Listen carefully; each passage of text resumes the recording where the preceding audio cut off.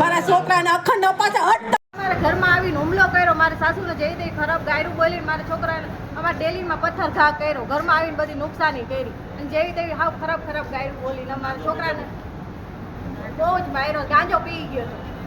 બે ભાઈઓ હતા, એક નાનો એક મોટો. 12 વર્ષનો મારો છોકરો છે, એને પથ્થર મારી દીધો, અત્યારે સિરિયસ કન્ડિશનમાં છે. પોલીસ કેસ કર્યો પણ મને ગોંડલની પોલીસ ઉપર ઓલું છે ને એને અત્યારે બહાર બેસાડી રાખ્યો નથી, એની અટેક કરી કે નથી ધરપકડ કરી, અત્યારે ખાલી કેવા પૂરતો એને લઈ ગયા છે, બહાર બેસાડી રાખ્યો. આવો નવો અમને ત્રાસ દે છે, અમાર છોકરી બહાર નો નીકળે, અમારા ચોકમાં બે એવું નથી. પીન પીન બેવે છે અમારા ઉમરા ભાઈ, હા નામ નીકળું ભાઈ અમારો એનું નામ રોહિત ઉર્ફ બબુ, રોહિત અતુલભાઈ વાઘેલા.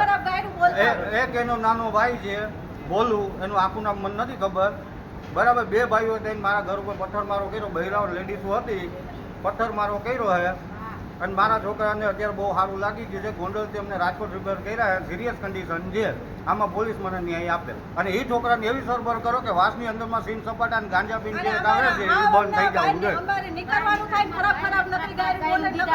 અને અમને એમે કઈ ગયો પોલીસ ચોકે જતો હતો તો એમે કઈ ગયો કે કેસ કરશો તો હું છૂટી નહીં તમને માર નાખીશ.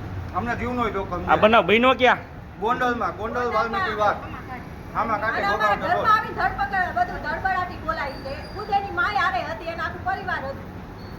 બીજી શેરીમાં રહી છે ને અહીંયા આવે. અત્યારે જે તમને જે તમારા છોકરા ઉપર હુમલો થયો અત્યારે ક્યાં છે? અત્યારે મેં ગોંડલમાં છે.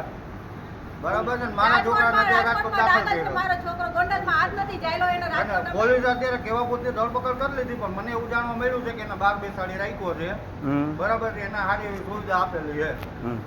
જે 308 નો આરોપી હોય જેની એને જે ટ્રીટમેન્ટ કરવાની હોય પોલીસ કરીને એ કરી નથી, એને બહાર બેસાડી રાખ્યો. 11 વર્ષનો દીકરો છે મારો, દીકરો છે. એના કાનમાં નાકમાં બેમાં લોહી નીકળે. અને મગજની તકલીફ પડી ગઈ છે ને, ઇન્જરી મગજમાં વધારે પડતી લાગી ગયું છે. નીચેના દાંતે હોય અત્યારે ડોક્ટર અમને શું કહે છે શું નહીં એનું અત્યારે અમને બહુ જ તકલીફ છે. ડોક્ટરની અત્યારે અમને ચિંતા ઉપાધિ થાય છે. ડોક્ટર આમાં અમને શું જવાબ આપશે? છોકરો અમે અમારો કોઈ બેસું તો અમારા આ લોકોનું શું કરી લેવું? અમે નાના માણસો છીએ, અમે કોઈ રીતે નાણે ને માણે બે રીતના અમે પાછા છીએ. અમે આ લોકો એને શું અમારે પગલું કરવું? અમે જો કાંઈ કરીએ તો એ લોકો અમને દાંત ધમકી આપે છે.